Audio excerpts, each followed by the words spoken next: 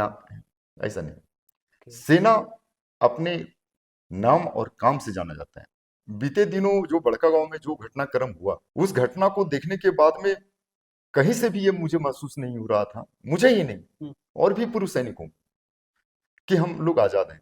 फिर कि local police को ये एथोराइज, ये कौन देता है इतना पावर कि आप लोकल लोग को जो बेगुनाह है उनको आप मारे पीटे या तो फिर डिटेन देखिए, करें? इससे पहले मैंने बोला कि ये जब लोग, सुझाव क्या, ये क्या बिल्कुल ये पुलिस? मानवाधिकार का हनन है। बाहर से जो है लोग आकर के नौकरी कर दे रहे हो, यहाँ विस्थापितों को आप कोई तवज्जो नहीं दे रहे हो। सर शुरुआती में आपका पोस्टिंग कहाँ था, मतलब कहाँ से कैसे किए पहले वो मैं उस जम्मू कश्मीर में पोस्टिंग गया था, एमटीएस फौज में। एक फौजी जो है एमटीएस होता है, मल्टीटास्किंग स्टाफ। आपका जब रिटायरमेंट हुआ जी तो उसके बाद समाज सेवा की तरफ आप आगे बढ़े, जी। तो सीधे राजनीति की तरफ क्यों? नहीं, बिल्कुल सही जवाब, क्योंकि सवाल है आपका। समाज 2019 का चुनाव, बड़कागांव विधानसभा से चुनाव लड़े, जी। तो 24 में फिर उस समय भी निर्दलीय से चुनाव लड़े, फिर 24 में आप बड़के गांव से ही लड़ना चाहिए था, फिर हवा से हजारीबाग देखिए, सदर विधायक विधानसभा देखिए से। उस समय जो है बड़कागांव से मैं, लेकिन इस बार जो चुनाव हजारीबाग सदर से लड़ा, वो मैं नहीं लड़ा। हमारे जो फौजी भाई लोग हैं, संस्था के लोग हैं, हम्म, वो लोग ही चुनाव लड़े हैं। ये कपड़ा पहन करके अगर यदि मैं यहाँ से टंडवा तक मैं चक्कर लगाऊं बाइक पे, हम्म, तो कुल मिलाकर के मैं भूत बन करके मैं बिल्कुल, वो लोग का जो मांग है वो बिल्कुल सही है। हम लोग अभी जो हैं वर्तमान में, हम लोग तो किसी न किसी तरीके से जी लेंगे, हम्म। लेकिन हमारी आने वाली जो पीढ़ियां हैं, वो शहरी भिखमंगा से कम नहीं कहलाएंगे। क्या आप लोग को मिला है पूरा विस्थापित का पूरा मुआवजा और पूरा वो जो भी टर्म एंड कंडीशन एनटीपीसी बोलता है, जो राजनीति में अभी जो जुड़े हुए हैं हम्म, उसमें जो एक तरह से परिवार से, पिताजी इस राजनीति में है, उसी का बेटा राजनीति में आ रहा है, हम्म, चाहे जो व्यक्ति है राजनीति में उसी की बहू आ रही है, बिल्कुल। परिवार को राजनीति में क्या इम्पैक्ट देख रहे हैं, क्या प्रभाव देख रहे हैं? पूर्व सैनिक वेलफेयर ट्रस्ट एसोसिएशन, इसका कार्य क्या है, कितना दायरा है, कहाँ तक ये फैला हुआ है, इसके बारे में कुछ बताइए।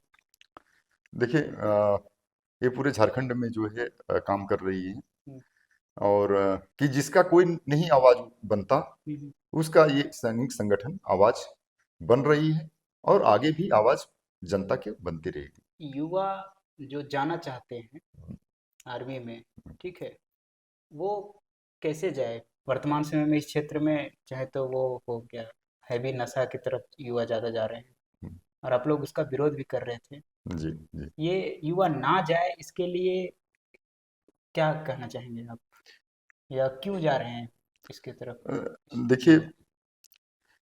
क्यों जा रहे हैं, इसका भी कई कारण है। हम्म, और जाने का कारण ये है कि सबसे पहला कि मीडिया में आने के बाद भी कोई भी जनप्रतिनिधि उस बात को, वीडियो गलत किया है तो बोलना पड़ेगा ना जी, हम्म, लेकिन किसी ने नहीं बोला। नेता का मतलब क्या है? विधायक का, कार्यपालिका, न्यायपालिका, पत्रकारिता, ये सभी जो सिस्टम है ना, उसमें झाड़ू लगाने की जरूरत है, सबको साफ सपोर्ट। करने की जरूरत है। तभी हमारा जो, कि हमारी सरकार नहीं चाहती है ऐसा हम्म, कि ऐसा हो। अगर सरकार चाह ले, हम्म, कुछ नहीं, जैसा कि मैंने पहले बोला था कि चोरी के आरोप में पकड़ाने पर कोर्ट मार्शल की भी प्रक्रिया होती है फौज में, उसी तर्ज पर यहाँ पर भी कर दो आप। जो रंगे हाथ पकड़ाते हैं रुपया लेते हुए, उनको सीधे जो है नौकरी से बर्खास्त आप कीजिए। ज्यादा नहीं, 2 लोगों को करने की जरूरत है, वो सभी पूरे झारखंड के लिए डेमो होगा। नमस्ते, जय हिंद। मैं श्याम कुमार। आज मैं एक व्यक्ति से मिलने आया हूं जो देश सेवा में कार्यरत रहे बहुत लंबे समय तक, और वो जब देश सेवा से बाहर आए तो ग्राम सेवा, या तो कहें कि समाज सेवा में आ गए। समाज सेवा यूं कहें तो चुनाव के माध्यम से या तो राजनीति के माध्यम से आए, और आज इन्होंने एक पूर्व सैनिक वेलफेयर ट्रस्ट बना करके पूरे लोगों को सेवा कर रहे हैं। इनका नाम है अरविंद ओझा सर। नमस्ते सर, जय हिंद। नमस्ते, जोहार, और आपके सभी व्यूवर्स को जय हिंद। सर इतने बिजी समय में अपने समय निकाला, इसके लिए बहुत बहुत धन्यवाद सर। मैं फर्स्ट ऑफ ऑल इसी बात पे आता हूँ कि ये सैनिक सेवा आपका, उसके बारे में कुछ बताइए ना। जो आपके कार्य, आपके आर्मी के दिनों का बारे में। देखिए, जैसा कि आप सभी को पता है, मोबाइल के माध्यम से, टीवी के माध्यम से सेना का क्या कार्यशैली है, आर्मी का क्या काम होता है, एयरफोर्स का क्या काम होता है, नेवी का क्या काम होता है, ये किसी से छुपा नहीं है। मैं भी बस किस्मत वाला था कि मैं भी उसका एक सदस्य मैं भी रहा हूँ, और मैं गौरवान्वित महसूस करता हूँ इस बात के लिए कि मुझे भी मौका मिला। मैं तो बहुत पिछड़ा जगह कीरेडारी का मैं रहने वाला हूँ, वहीं पे मेरा जन्म कर्म हुआ है। और आगे जो है गया, रिटायर्ड होकर के आया 2019 में। और सर शुरुआती में आपका पोस्टिंग कहाँ था, मतलब कहाँ से कैसे किए पहले वो मैं उस जम्मू कश्मीर में पोस्टिंग गया था, हम्म, और वहाँ पर 2.5 साल मैं रहा, और फिर 2.5 साल के बाद में फिर दूसरा जगह पोस्टिंग गया। ओके। तो जब पोस्टिंग जाते हैं तो क्या होता है, मिलिटेंसी है इतना सारा, ठीक है, तो सर्वाइव अच्छा रहा, एक्सपीरियंस बहुत मज़ा आया। अगर उस दौरान पे जो अगर कुछ एक क्षण जो बहुत यादगार, कुछ एक पल जो हमारे बीच शेयर करना चाहेंगे, दर्शकों को देख बताना देखिए, ये सब तो लाइफ में ऑपरेशन ये सब तो होते रहता है, चाहेंगे।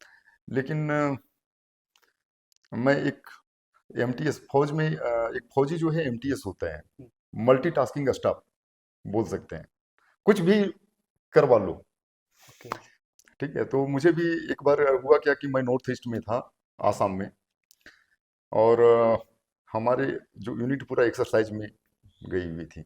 हम्म, मेरे को कुछ दिन के लिए, मेरे को 2 दिन के लिए रियर में रखे कि नहीं भाई आप रही, और भी कई सारा जिम्मेवारियां था, हम मेरे कंधों पर दे दी।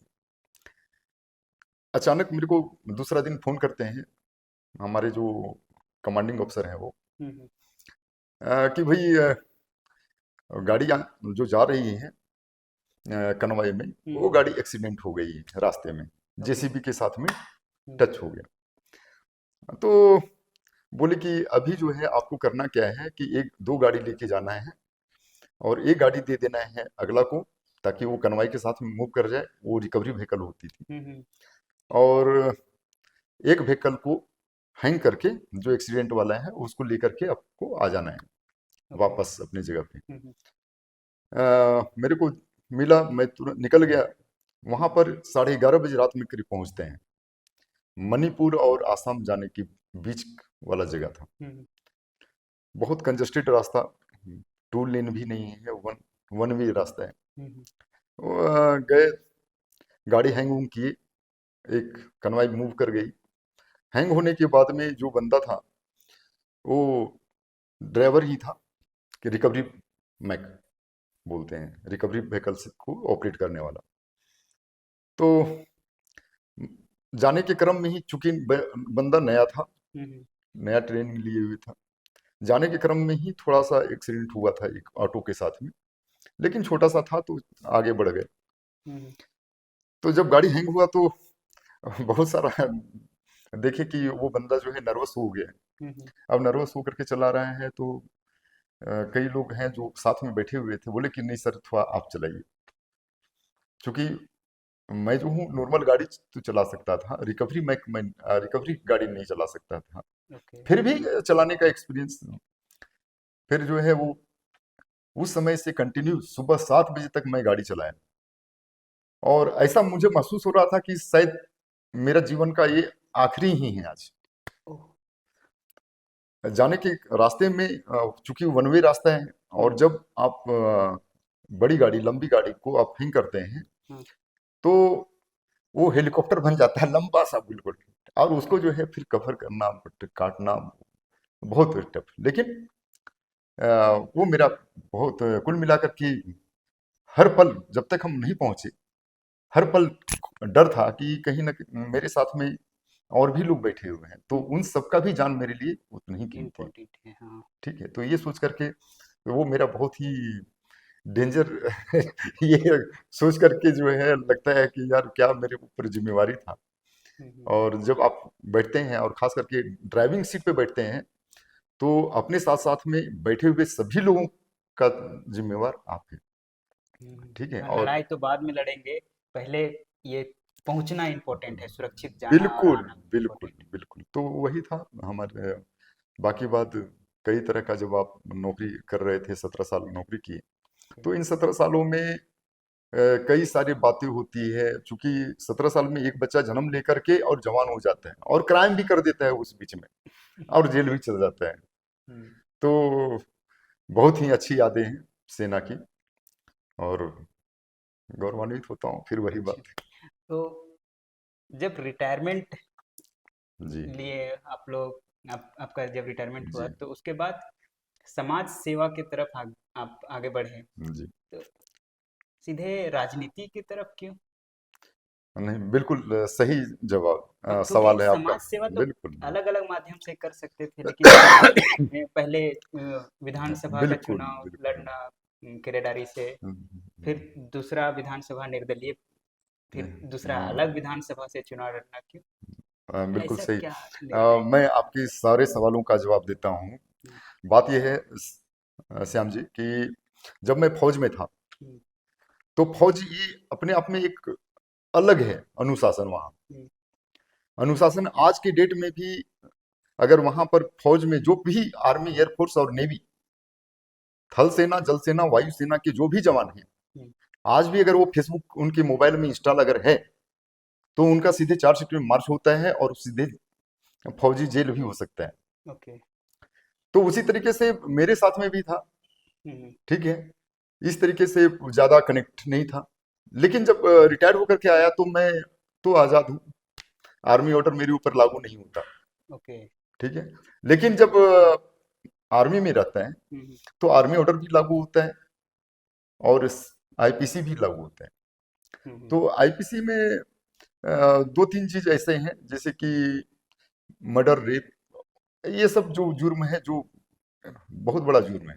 ओके। तो ये सब जुर्म में जो है डायरेक्ट पुलिस अरेस्ट कर सकता है, हम्म, लेकिन छोटा मोटा चीज के लिए पुलिस को अरेस्ट करने का ये अधिकार नहीं है।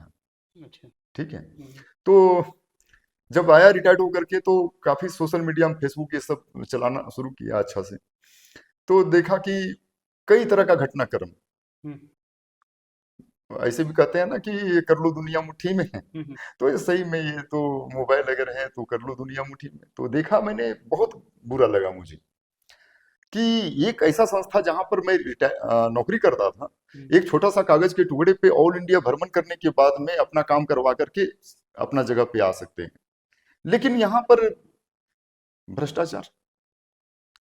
ठीक है। और कोई बोलने वाला नहीं। क्या देखे थे उस समय दौरान में? देखिए, भ्रष्टाचार में जो है, एक गरी कला का, हम्म, गरी कला का एक मुखिया जी हैं, हम्म, और एक पत्रकार जो है केरेडारी के। हम्म, वो पत्रकार जो है आवाज उठाए, हम्म, जैसे कि कॉलोनी कैसे मिलता है आज की डेट में, 10,000 रुपया दो, कॉलोनी लो। हम्म, जो आदमी नहीं दिया, वो आदमी को कॉलोनी नहीं मिलता, हम्म, और कॉलोनी भी वो आदमी को मिल जाता है जो आदमी जरूरतमंद है ही नहीं। तो इस तरह का जो हुआ, तो एक ऑडियो क्लिप जो है मुखिया और जो अ, जिनको पत्रकार था। चाहिए था, अच्छा। वो दोनों आदमी के बीच का ऑडियो क्लिप वायरल हुआ। हम्म, वायरल हुआ तो पत्रकार को ही गाली गलौज मुखिया कर दिया। ओके। मुखिया गाली गलौज किया तो मुझे, मैं जो सुना, मुझे बहुत बुरा लगा। कमेंट्स सुमेंट्स किया मैंने, और भी जहाँ पे बुरा लगता था वहां पे मैं कमेंट्स करता था।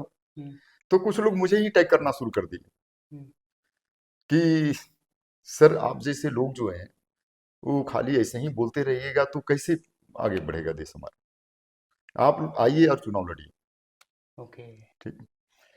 मेरे लिए तो बहुत सोचने वाली बात थी, हम्म, क्योंकि फौज की दुनिया अलग है, हम्म, ये दुनिया अलग है। हाँ, क्योंकि वो सेवा अलग कोई है। तालमेल है ही नहीं। अच्छा। छुट्टी में अपना अपना पारिवारिक जो दायित्व है उसको पूरा करते करते यूं ही छुट्टी खत्म, हम्म, घर में से ड्यूटी।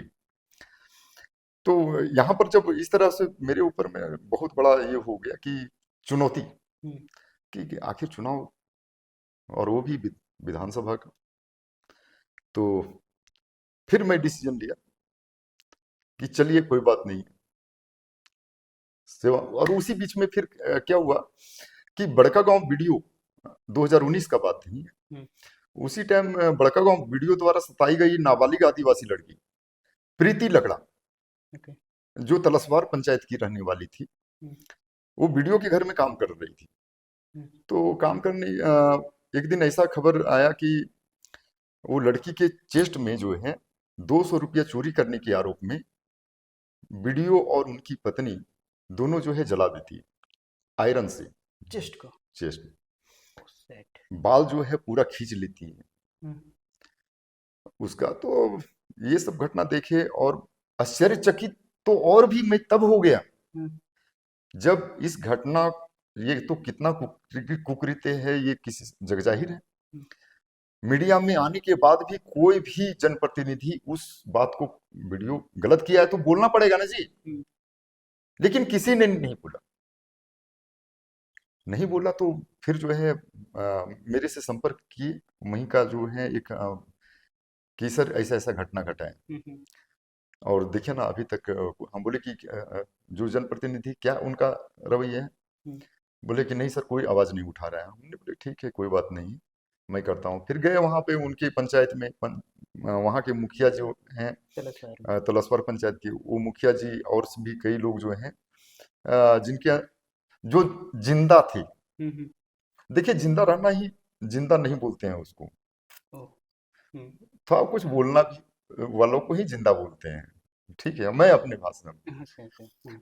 तो वो जो है फिर किए और धरना प्रदर्शन भी फिर हुआ। मसल उसका एक वीडियो क्लिप भी बहुत सारा वायरल हुआ था, ठीक है। कोई हुआ क्या, हमने एक आवेदन दिया, एसडीओ मेघा भारद्वाज मैम थी, उनको आवेदन दिया कि मैडम मैं बड़का गांव में मसाल जुलूस निकालना चाहता हूँ। परमिशन लिया, लेकिन परमिशन मिलने से पहले ही बीडीओ साहब और बीडीओ साहब की मैडम जो है चली गई। मेरे को सही टाइम पे परमिशन नहीं मिला, तो वहां पर तो मैं नहीं कर पाया। लेकिन हजारीबाग शहर में और भी कई समाज सेवियों के सहयोग से धरना प्रदर्शन किया, जो भी था। हम लोग लोकतंत्र में तो आवाज उठाने के लिए स्वतंत्र हैं, और ये चीज हम लोग से कोई छीन नहीं सकता। तो हम लोगों ने किया था, बहुत सारा दबाव भी बना, ये सब घटना हो गया। तो मैं यही चीज सोचा कि क्या हमारे ये नेता है? नेता का मतलब क्या है? जो सभी से आगे चले, गलत को गलत, सही को सही बोले, वो नेता बोलते हैं। तो हम बोले कि चलो कोई बात नहीं है। फिर मैं उनको नेता मैं कैसे समझूं? मैं वोट अगर जिसको मैं मुझे देना है, वो दिल से लगना चाहिए, महसूस होनी चाहिए कि मैं जिसको वोट दे रहा हूँ ये मेरा वास्तव में नेता है। नहीं तो फिर जो है वही जो हमारे आज़ादी के इतने साल तक लगभग बहुत कम ही ऐसे मुझे लगता है कि नेता हैं जो सही को सही और गलत को गलत बोलने वाले हैं। मुखदर्शक अपने फायदा जहां है वहीं बोलेंगे। तो मतलब वो घटना, गरी कला का घटना, बड़का गांव का ये बिल्कुल। वीडियो वीडियो है, मतलब ये जनता के तरफ से सपोर्ट होने की वजह से आप चुनाव की तरफ आगे बढ़े, हाँ, राजनीति की तरफ फिर आगे जो बढ़े। है मैं चुनाव में मैंने फैसला कर लिया कि नहीं चुनाव लड़ना ही है। हम्म।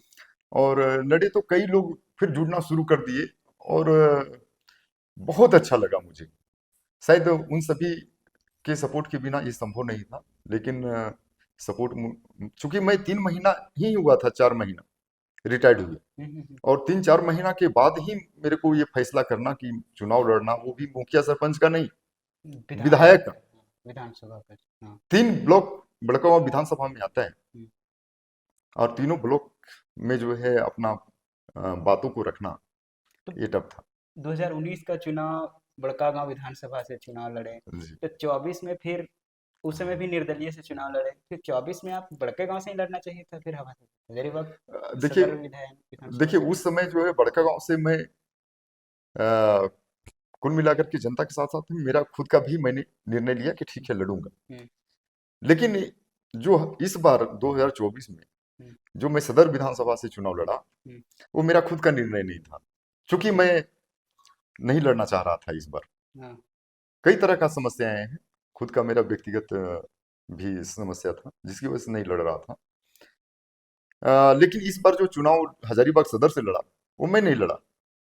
हमारे जो फौजी भाई लोग हैं, संस्था के लोग हैं, हम्म, वो लोग ही चुनाव लड़े हैं। क्योंकि मैं हाथ भी जोड़ दिया था कि मैं चुनाव नहीं लड़ूंगा, हम्म, लेकिन लोगों ने उठा लिया, बोला कि नहीं, मेरे भावी विधायक महोदय, सदर विधानसभा आपको ही लड़ना है, और आप नहीं लड़ेंगे चुनाव, हम सब लड़ेंगे, जो भी पैसा कंट्रीब्यूशन होगा हम सब देंगे।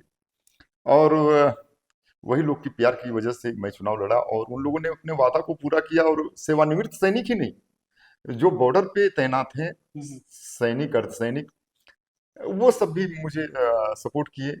और उन्हीं के योगदान की वजह से मैं इस बार चुनाव यहाँ से, क्योंकि वो लोग का कहना है कि नहीं, आप जो है हजारीबाग में कंटिन्यू ये करते हैं, हम लोग का अगल बगल में एक सुख दुख में काम आते हैं, तो यहाँ पर आप लड़िए, आप वहाँ पे। मतलब और आप। एक और भी बात है, एक कारण और, चूंकि एक भोलानाथ प्रसाद जी हैं जो बरवाडी के ही रहने वाले हैं, हम्म, वो भी फौजी रहे हैं, बीएस एक्स बीएसएफ।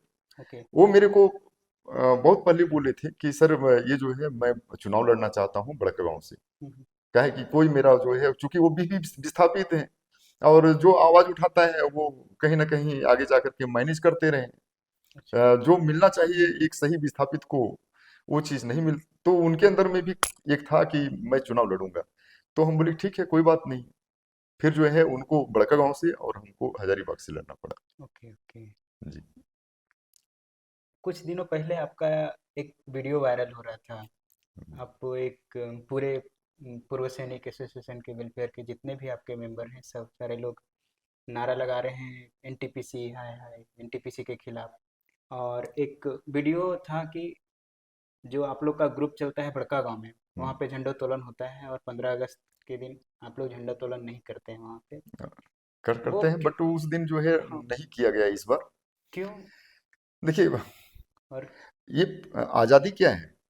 आजादी को किसी ने देखा थोड़ी, हम्म, ये फीलिंग्स है हम्म, कि हम आजाद हैं।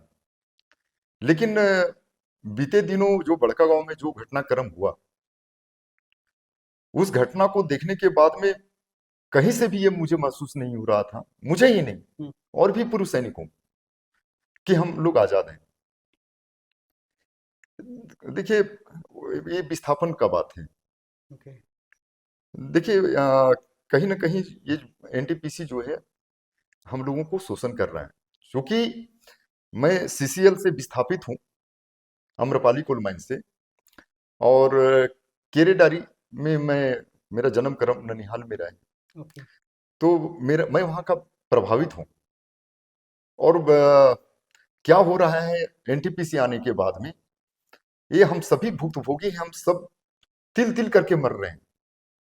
आज जो ये कपड़ा देख रहे हैं ना, हम्म, ये कपड़ा पहन करके अगर यदि मैं यहाँ से टंडवा तक मैं चक्कर लगाऊं बाइक पे, हम्म, तो कुल मिलाकर के मैं भूत बन करके मैं हाँ, पूरा लेटा जाइए, पूरा गंदा आऊंगा। हो जाएगा। तो हर आए दिन जो है एक दो रास्ते में डेड बॉडी मिलता है हाईवा से। आखिर क्यों?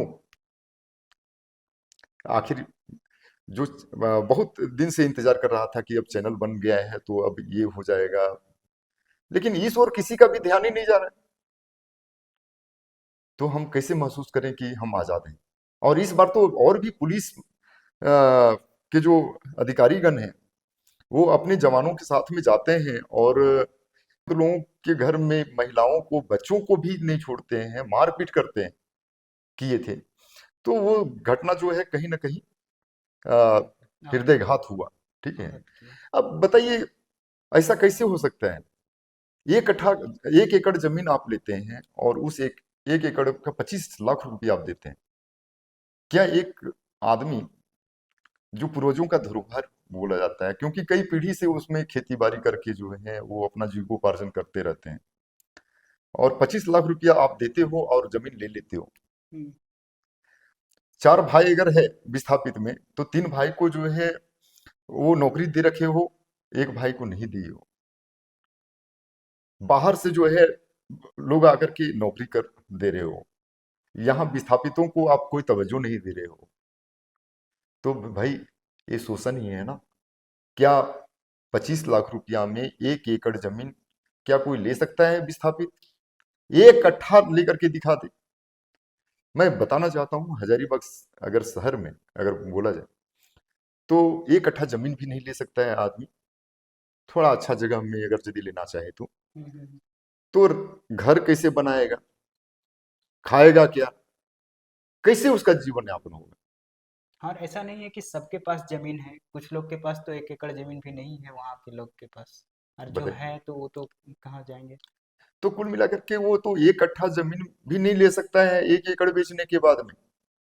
अभी तो कुछ दिनों से, बहुत दिनों से धरना प्रदर्शन चल रहा है 13 मई के पास कट ऑफ डेट को लेकर के, कि उन लोग भी धरना दिए हुए कि हम लोग का जो 2016 से जो कट ऑफ डेट तय किया गया है वो उस समय ना करके अभी वर्तमान कट ऑफ डेट के अनुसार पैसा दिया जाए। बिल्कुल वो लोग का जो मांग है वो बिल्कुल सही है। और मैं आपके माध्यम से आपके चैनल के माध्यम से मैं बताना चाहता हूं कि जब एनटीपीसी जमीन अधिग्रहण की थी हम्म।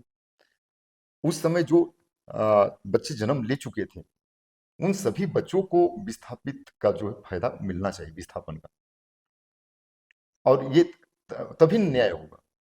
अब बताइए ये जो है एक बच्चा जन्म लिया हुआ है उसका उसको होश भी नहीं है कि मेरा क्या हो रहा है मेरे साथ में। कुल मिलाकर के विरासत का तो बच्चों ही तो संभालते हैं, हम्म। तो बच्चे कहाँ संभालेंगे, विरासत तो सब खत्म हो गया।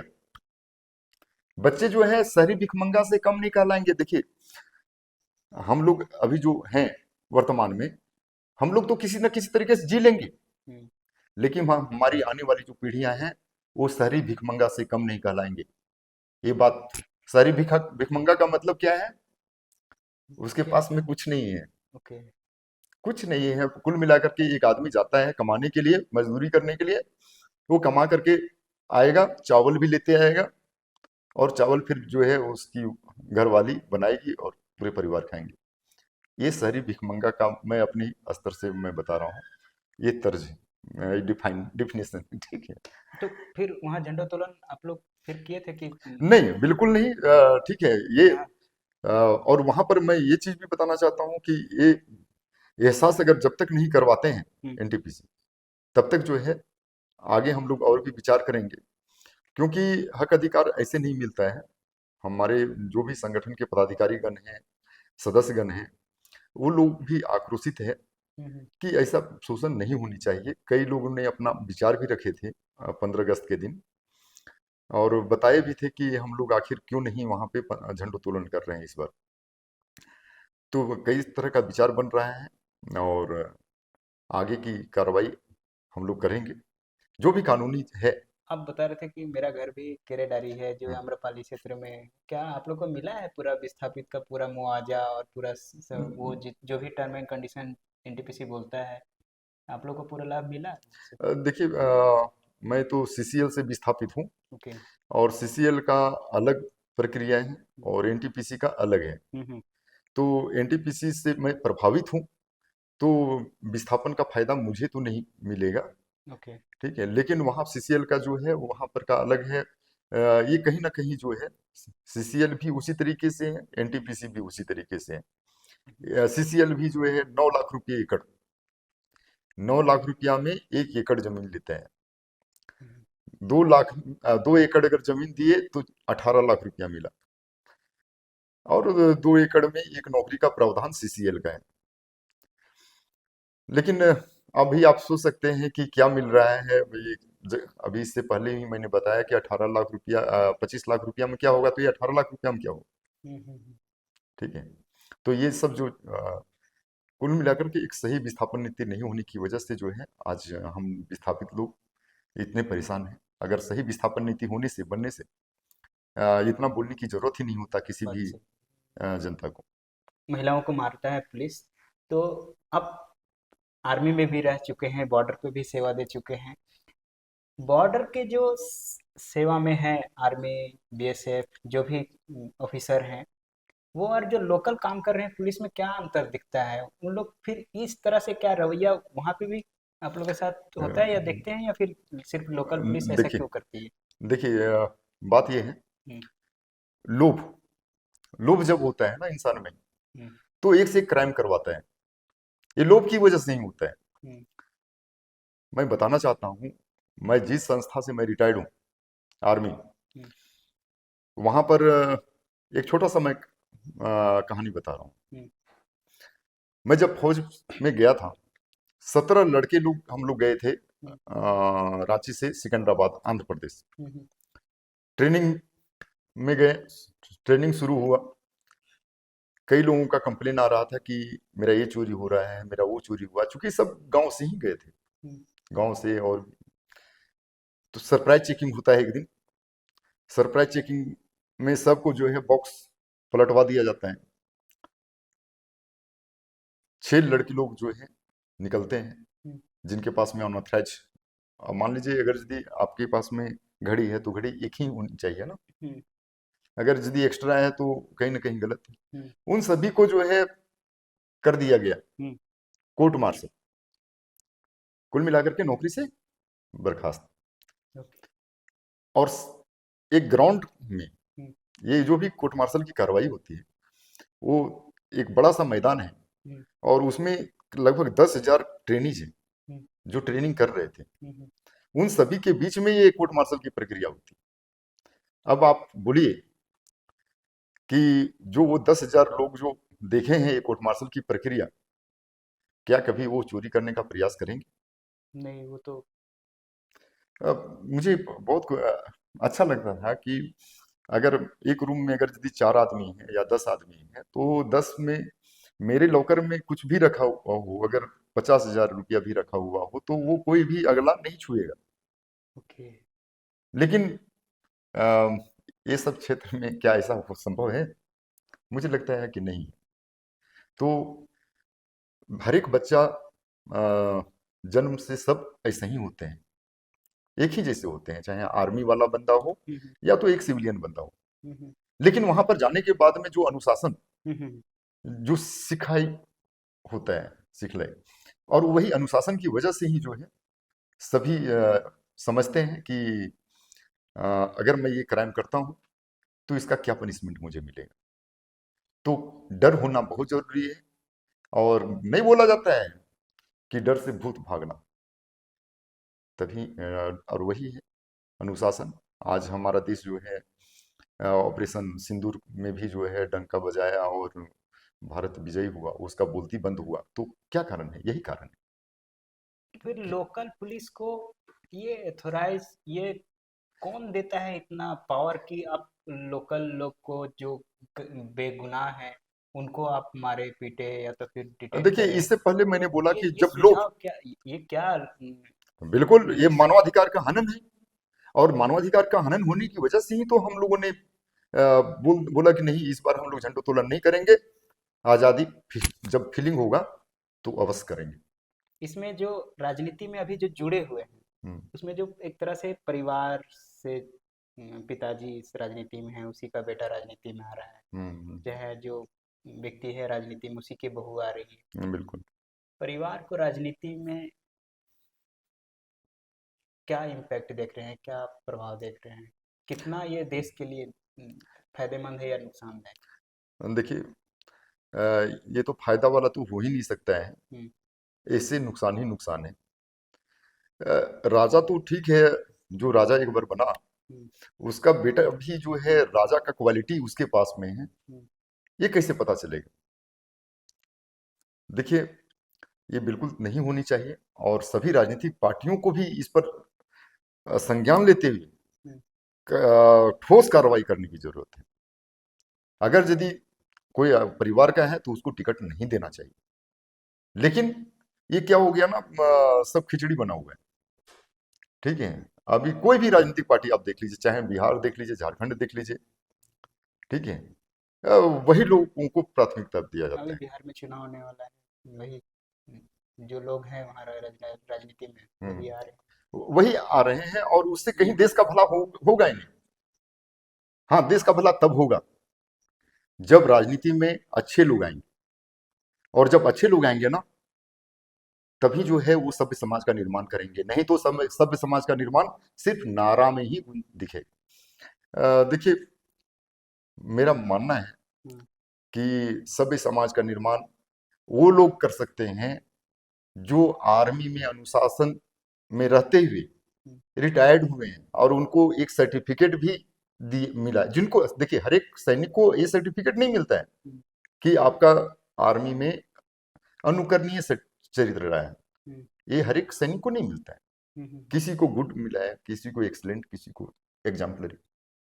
ओके। लेकिन जिनको अनुकरणीय सर्टिफिकेट मिला है, अगर उन लोगों को अगर यदि पार्टियां, राजनीतिक पार्टियां टिकट दे करके और विधानसभा भेजती है, तो निश्चित तौर पर मुझे यकीन है कि सभ्य समाज का निर्माण होगा और बच्चों के लिए वही सही विरासत होगी। लोगों को तो मैं देखता हूं जो करोड़पति हैं वो अरबपति बनने की राह पर हैं, जो अरबपति हैं वो खरबपति। मुझे समझ में नहीं आता है कि इतना पैसा आप इकट्ठा करके करोगे क्या? खाना तो वही है। फिर ऐसा क्यों? अधिकारियों को देखते हैं कि चाहे कोई भी ये हो, विधायिका, कार्यपालिका, न्यायपालिका, पत्रकारिता, ये सभी जो सिस्टम है ना, उसमें झाड़ू लगाने की जरूरत है, सबको साफ सपोर्ट है। करने की जरूरत है। तभी हमारा जो, ऐसा क्यों? अच्छा देखिए ना, एक जज है, जज के घर में जो है नोट जला हुआ बंडल का बंडल मिल रहा है, वो पता ही नहीं चला कितना नोट है। क्यों जी? कैसे पैसा है एक जज के पास? कहीं ना कहीं जो है छुपा करके जो भी काम करते हैं, छुप करके या छुपा करके जो भी काम करते हैं, कहीं ना कहीं वो गलत काम है। ठीक है। मैं अधिकारियों को भी बोलता हूँ कि रुपया पे, अरे भाई, मैं अधिकारियों को एक ही लाइन में बोलता हूँ कि आपको नौकरी लग गया, आपका लाइफ सेट हो गया। हम्म, आप जब तक इस धरती पे रहोगे, आपको किसी से मांगने और हाथ फैलाने की जरूरत नहीं होगा बुढ़ापा तक। आप जिसके लिए इकट्ठा कर रहे हो, करोड़ों रुपया, अरबों रुपया, आल जाल पैसा इकट्ठा कर रहे हो लेकर के, क्या गारंटी है कि वो आपको सर पे उठा करके घूमेगा? आपका सिर्फ इतना ही दायित्व है, आप जिसको इस धरती पे लाए हो, जो बच्चे को, हम्म, उसको बेहतर एजुकेशन खाली दे दीजिए ना। आपका विरासत उसको जरूरत नहीं है।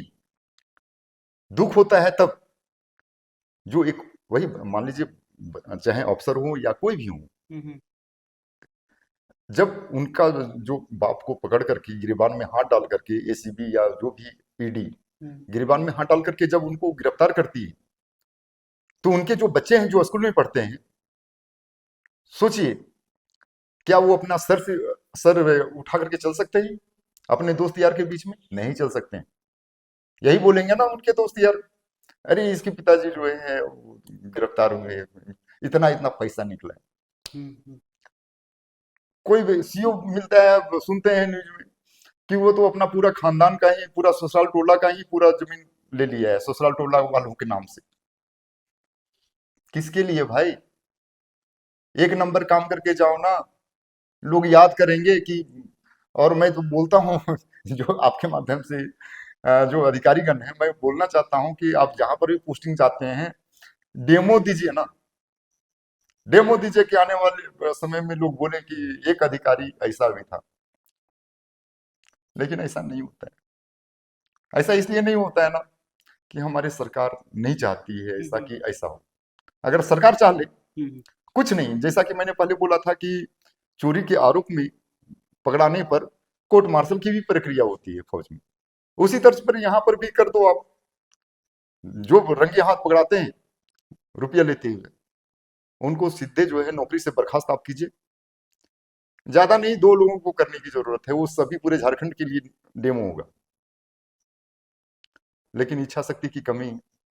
मैं। अभी अभी एक नया 130वां संशोधन विधेयक आया है हम्म। लोकसभा में हम्म। कि जो भी लोग चाहे वो नीचे के विधायक हो, सांसद हो या मुख्यमंत्री हो, यहाँ तक जो कि भी हो। प्रधानमंत्री हो, अगर यदि वो गिल्टी पाया जाता है, हम्म। अगर निर्दोष है और 30 दिनों तक अगर उसको सजा बिल्कुल कम, बिल्कुल, मैं हाँ, जान रहा हूँ। तो वो अपना पद त्याग दे, या तो अगर नहीं छोड़ता है, 30 दिन तक हो जाता है, तो अपने रिक्त माना जाएगा। अ, ये इस पे क्या कहेंगे? बहुत ही सही चीज लेके आए हैं मोदी सरकार, हम्म, और मैं इसका समर्थन करता हूँ, और ऐसा ही होनी भी चाहिए। ये जो है कई विपक्षी पार्टियां इस बीच इसके लिए जो है बोल रहे हैं हम्म, कि इन्हें विरोध कर रहे हैं, बट मुझे लगता है कि उनको विरोध नहीं करना चाहिए। जनता भी चूंकि यही चाहती है, किस जनता भी यही चाहती है। मैं कई लोगों से मेरा बातचीत होते रहता है, अच्छा। तो उन लोगों का भी ओपिनियन हाँ ऐसा हाँ। ही है। आप लोग का जो चलता है ये पूर्व सैनिक वेलफेयर ट्रस्ट एसोसिएशन, इसका कार्य क्या है, कितना दायरा है, कहाँ तक ये फैला हुआ है, इसके बारे में कुछ बताइए। देखिए ये पूरे झारखंड में जो है काम कर रही है, हम्म, और विशेष करके जो है यहीं पर हजारीबाग से ये बना था, ओके। गठन हुआ था। और आज जो है चतरा, रामगढ़, रांची, हर जगह में ये फैला हुआ है। हम्म, इसके सदस्यगण हैं, हजारों की संख्या में अब सदस्य लोग भी ज्वाइन कर लिए हैं। हम्म, इसके सदस्य लोग मिलिट्री, पैरामिलिट्री के जो रिटायर्ड लोग हैं हम्म, वो लोग, और जो सेवारत हैं उनके भी परिवार लोग जो हैं अभी जुड़े हुए हैं। और एक अच्छे विश्वास के साथ में कि जो भी हमारे लिए किया जाएगा वो सही है। और इसका जो कार्य है विशेष करके उनके लिए है, वीर नारी के लिए, जो सैनिक की विधवा हैं उनके लिए है, और जो समाज के जो गरीब तबके के लोग हैं उनके लिए भी है।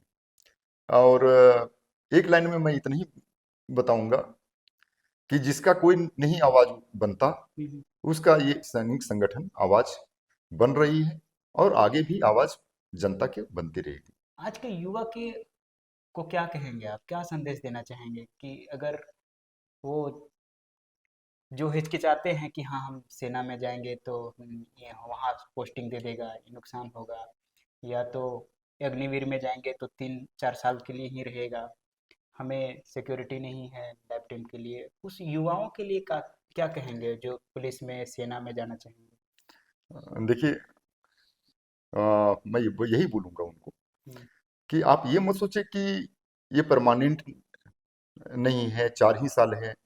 आप पहले आगे तो बढ़िए, जब आप आगे बढ़ेंगे तो रास्ता ऑटोमेटिक आपका खुल जाएगा।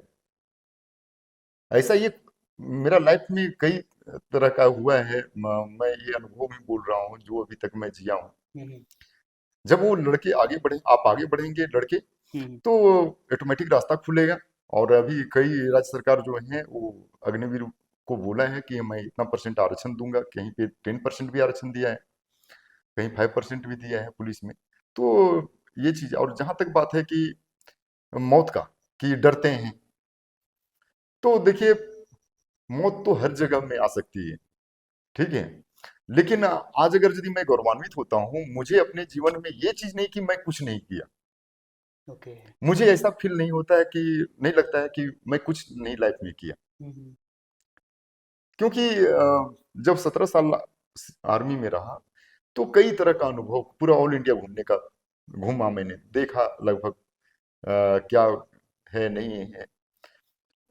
आर्मी में रहा तो आर्मी में वहां पर का अनुशासन, लोग कहते हैं कि अनुशासन सीखना है तो सेना में जाइए। लेकिन कुछ लोग जो है ना देखते हैं कि वर्दी पहना है, कम्बैट ड्रेस, तो ये आर्मी है। ऐसा नहीं, ठीक है। सब army, air force, navy, military, paramilitary, paramilitary, हम्म। बीएसएफ, सीआरपीएफ, सभी अलग है, पुलिस अलग है। हाँ, एक लेकिन संस्था, देखते अलग हैं अलग कि संस्था बनी पुलिस हुई में भी जो है है। उनको भी मिलिट्री ही बोलते हैं, ओके। ठीक है, कि सेना है। ऐसा नहीं, ओके। सेना अपने नाम और काम से जाना जाता है। अगर आज जो है सही है ये कि हमारे जो सैनिक हैं अगर ईमानदारी से नहीं काम करें, तो कुल मिलाकर के हम ना होली, दिवाली, दशहरा कुछ भी नहीं मना सकते हैं। इतना तो जरूर है।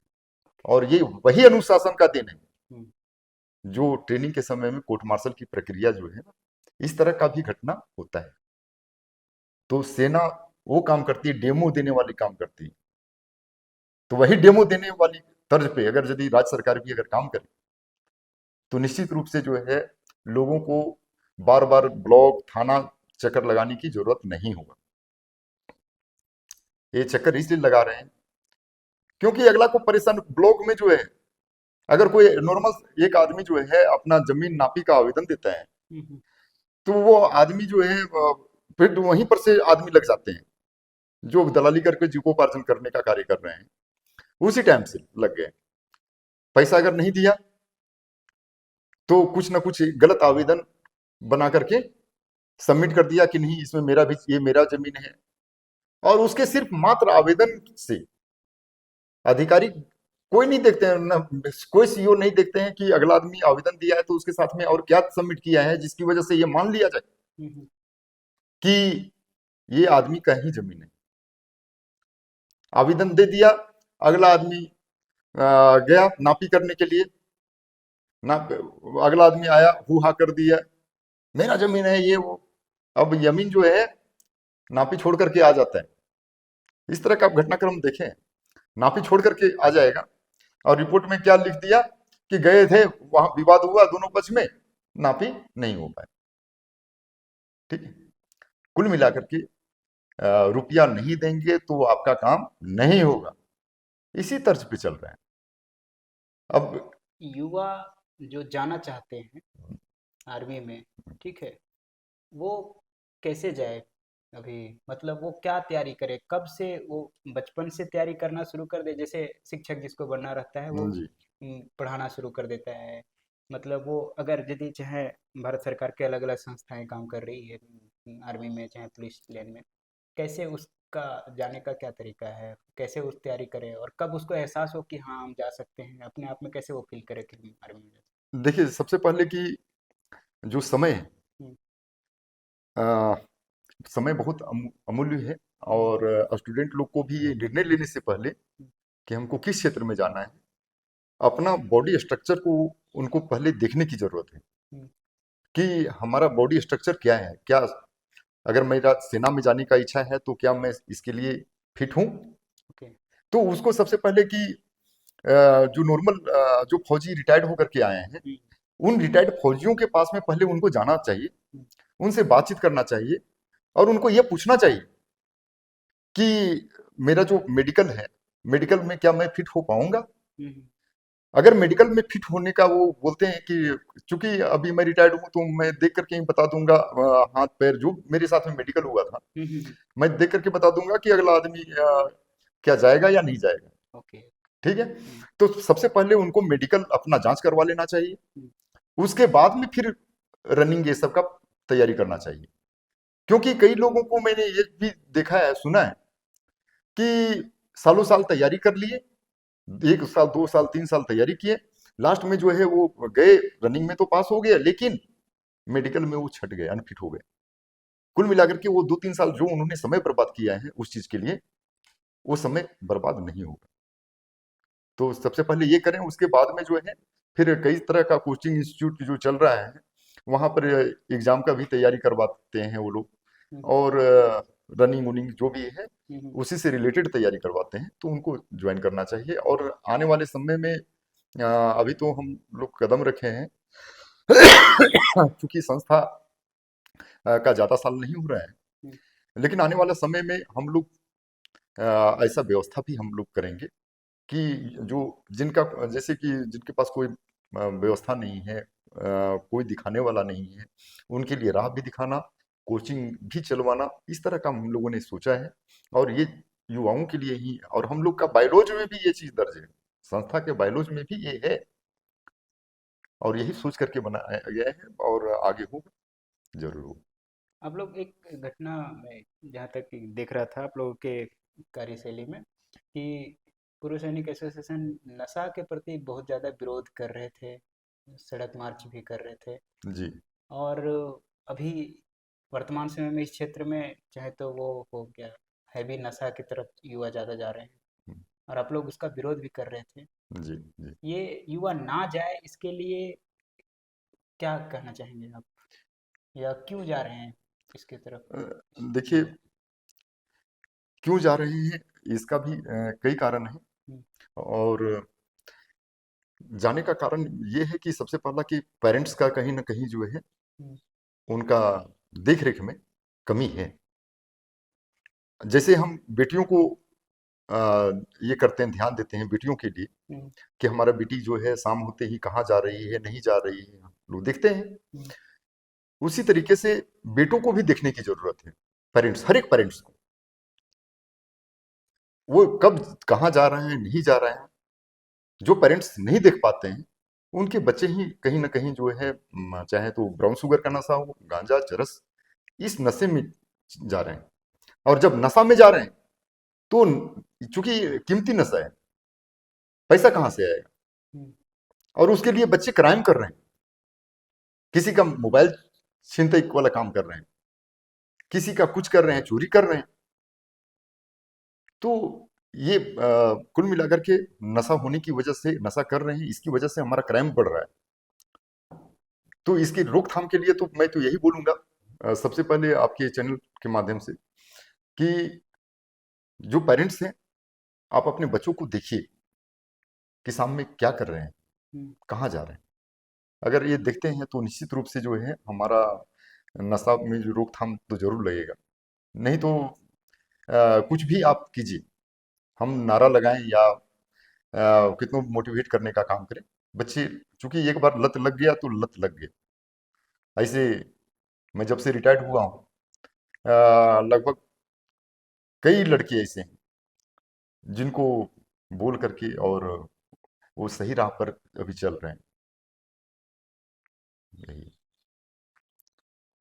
आपने इतने व्यस्त समय में समय निकाला, इसके लिए बहुत बहुत धन्यवाद। हाँ, और ये थे पूर्व सैनिक श्री अरविंद ओझा सर, जो अभी वर्तमान समय में पूर्व सैनिक एसोसिएशन के वेलफेयर ट्रस्ट के अध्यक्ष हैं और पूरे शहर में कार्यरत हैं, चाहे वो रामगढ़ क्षेत्र, हजारीबाग, चतरा, पूरे झारखंड में इन लोग का कार्य बहुत तेज़ी से चल रहा है। हर चीज़ों में विरोध करना, गलत गलत कार्यों में, और लोगों को जागरूक करना, इनका ये कार्य बहुत शहर में सराहना का पात्र बना हुआ है। सारे लोग देख रहे हैं और सराह रहे हैं। आप देख रहे थे द निर्मल हाँ। भारत, और आप सभी को जोहार, जय हिंद। Thank you. आपको भी बहुत बहुत धन्यवाद जी, निर्मल जी, श्याम जी, आपने इतना कीमती समय दिया। बाकी बात, जो व्यूअर्स देख रहे हैं, आप सबसे यही बोलूँगा कि ज़्यादा से ज़्यादा जो है जो हम लोग मेरा विचार है उसको शेयर करें। अगर आप लोग शेयर करते हैं तो निश्चित रूप से कहीं ना कहीं पेरेंट्स जो देखेंगे, वो अपने बच्चों को देखेंगे कि हमारे बच्चे क्या कर रहे हैं, और इससे निश्चित रूप से क्राइम जरूर घटेगा। जय हिंद। बहुत बहुत नमस्कार। धन्यवाद। ये कार्यक्रम कैसा लगा आप मुझे कमेंट करके बताएं, और अगला व्यक्ति किसे आप देखना चाहते हैं आप मुझे कमेंट करके बताएं, और मैं उसको कोशिश करूंगा कि आप लोगों के समक्ष लाने के लिए। बहुत बहुत धन्यवाद।